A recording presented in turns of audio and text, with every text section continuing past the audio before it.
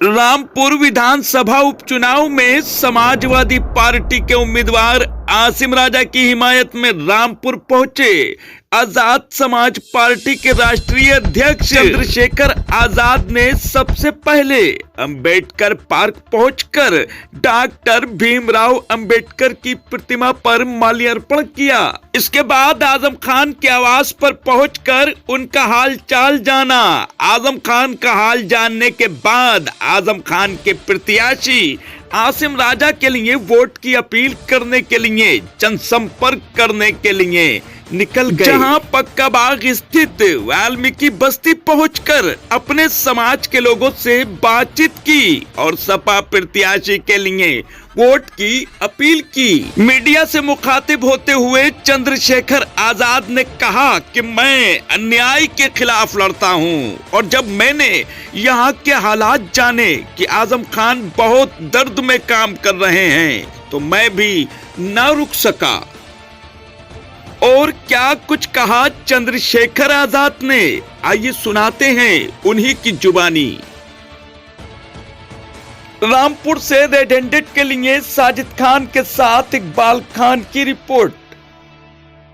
मैं जो अन्याय के खिलाफ इतना लड़ता हूं और जब मैंने यहाँ के हालात और दर्द जाना तो अभी तो मैं अपनी बात को कह भी नहीं पा रहा हूँ। इतना अन्याय, इतना दर्द लेके आजम भाई जिस तरह से काम कर रहे हैं,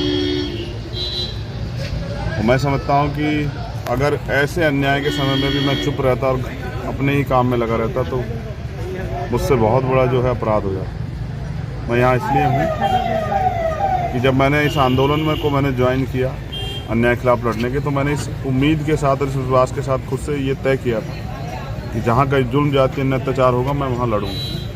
और अब मैं समझता हूँ कि आज अगर मुल्क में सबसे ज़्यादा मेरी कहीं जरूरत है तो आज रामपुर में। क्या आपके आने से बसपा का वोट बैंक जुड़ेगा यहाँ पर समाजवादी साहब के साथ? मैं समझता हूँ कि लोग इस अन्याय को देख रहे हैं और वो खुद जो हैं इस अन्याय के खिलाफ बिगुल बजाएं, क्योंकि यहाँ लोकतंत्र की हत्या हो रही है। इस हत्या की वजह से ये जो डर का माहौल बनाया गया, लोग चुप हैं। जिस CBI ED इनकम टैक्स से जो है सरकार डराती है, उनमें से कोई भी एक भी हथियार मेरे ऊपर काम नहीं आएगा। तो मेरी आवाज़ कत्ल करके दबाई जा सकती है, इसके अलावा और कोई तरीका नहीं। मैं यहाँ इसलिए हूँ कि लोगों की जो उम्मीद कमज़ोर पड़ गई है, जो डर का माहौल बहनों में बना है, मैं उनको विश्वास दिलाऊं कि ये डर का माहौल सिर्फ इसलिए बनाया जा रहा है कि आप अपनी वोट का प्रयोग ना कर पाओ। अच्छा आज़ाद जी, आपका टाई अप जो है असदुद्दीन ओवैसी की पार्टी से भी है और आजम खान से आज आपने मुलाकात की है। क्या कोई ऐसा तीसरा मोर्चा बन सकता है जिसमें ओवैसी और आजम का साथ आए? अब ये आप जो है उनसे पूछ लीजिएगा। मैं तो मोर्चे के लिए नहीं, इस अन्याय के खिलाफ लड़ने के लिए यहाँ। आपने जिस भय की उत्तर प्रदेश में लोकतंत्र को जिस तरह से तबाह किया जा रहा है, वोट अगर व्यक्ति वोट ही नहीं डाल पाएगा तो फिर लोकतंत्र किस बात का? तो रामपुर में डेमोक्रेसी नहीं है, रामपुर में हिटलरशाही चल रही है और उस हिटलरशाही का जवाब हमने पहले भी दिया, कल भी दिया और आज भी देंगे।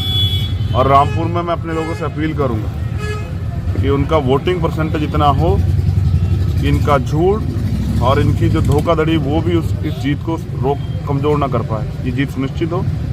और जो जनता का विश्वास है, जिसका वोट उसकी सत्ता, उसका राज, जिसके वोट उसके मूल्य, उसके उद्देश्य, उसके सपने, उस पर हम लोग एक अच्छा जो है काम कर पाएँ। इसलिए मैं आज जो है रामपुर में। आपकी 1 घंटे से ज़्यादा मुलाकात हुई है, किन मुद्दों पर बात हुई है आपकी आजम खान से? अभी तो बस मैं उनका दर्द ही सुन रहा था और यहाँ के हालात, क्योंकि मैं वहाँ से आगे कुछ भी कह देता तो शायद वो बेईमानी होती। जो मैंने यहाँ जाना विद एविडेंस, तो एहसास होता है कि हम आज़ाद भारत में नहीं। क्या एविडेंस? उनका अपराध ये है कि उन्होंने जौहर यूनिवर्सिटी बना दी। नहीं, उल्लेख कीजिए, करिए आपने क्या किया, जैसे जो जुर्म की बात कर रहे हैं। मैं तो रखूंगा अभी तो मैं जब अपने लोगों के बीच जाऊंगा, आप सुनना, मैं वो सब उनसे भी रखूंगा। आप तो लोकतंत्र का चौथा स्तंभ हो ना, आप हमें भी बात रखूंगा। आपका इतना लंबा चौड़ा बंद कमरे में आपकी दोनों की मुलाकात हुई, क्या मतलब दर्द ऐसा उन्होंने बयां किया?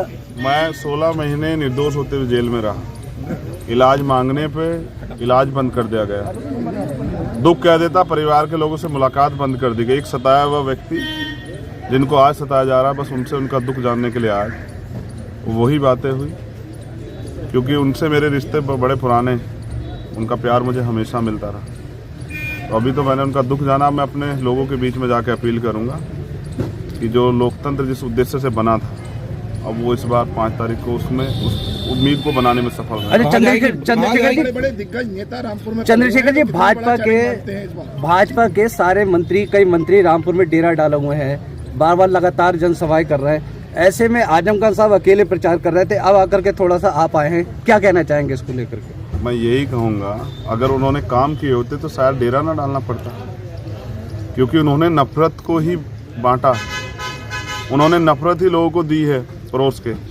उन्होंने रोजगार मांगने पे नौजवानों को लाठियों से पीटा। किसानों ने जब अपने लिए अधिकार के लिए आंदोलन किया तो उनको नक्सली, खालिस्तानी, आतंकवादी पता नहीं क्या अपमानित किया, लाठियां बजाई, कीले लगा दी।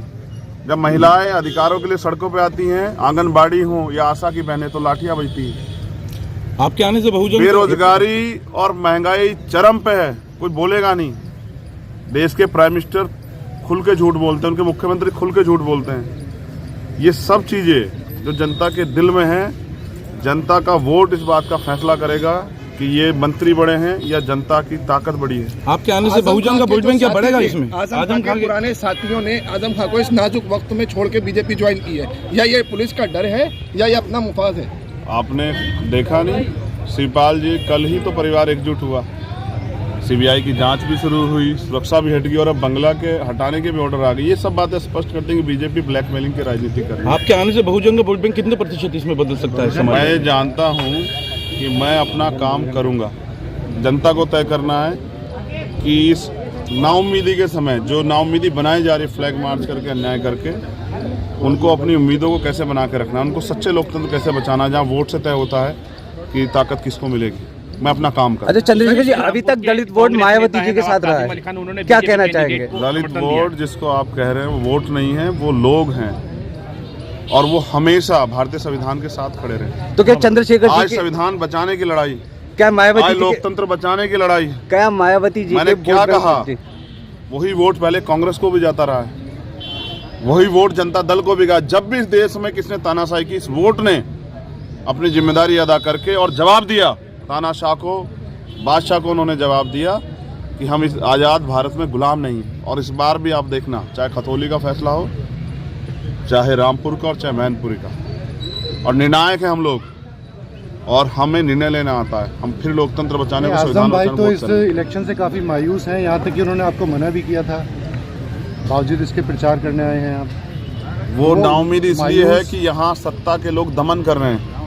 वो नहीं चाहते थे कि मुझे भी कोई आँच आए, लेकिन मैंने उन्हें बताया कि मेरे पास खोने को कुछ नहीं है, और ना ही मेरी इच्छा है कुछ बनने की। मेरी एक इच्छा है कि देश के लोगों की उम्मीद जिंदा रहे, लोकतंत्र जिंदा रहे। बाबा साहब ने जिन सपनों के आधार पर अपना जीवन कुर्बान करके भारत का संविधान लिखा, उसके मूल्य उद्देश्य जिंदा रहें। और जिस तरह बीजेपी उसको बर्बाद करने का काम, सारी सरकार सिस्टम को बेच रही है पूंजीपतियों को। मजदूर जो है भुखमरी कगार पे हैं, गरीब भुखमरी कगार पे हैं।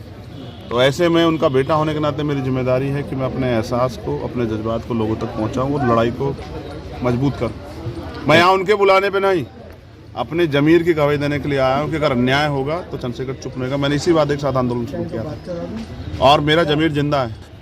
ना मैं सीबीआई से डरता, ना ईडी से, ना इनकम टैक्स से। मैंने पहले भी कहा था कि अब मेरा कत्ल ही जो है इस लड़ाई से मुझे रोक सकता है। सरकार मेरा कत्ल करा दे, वरना मेरे लोग जवाब दें।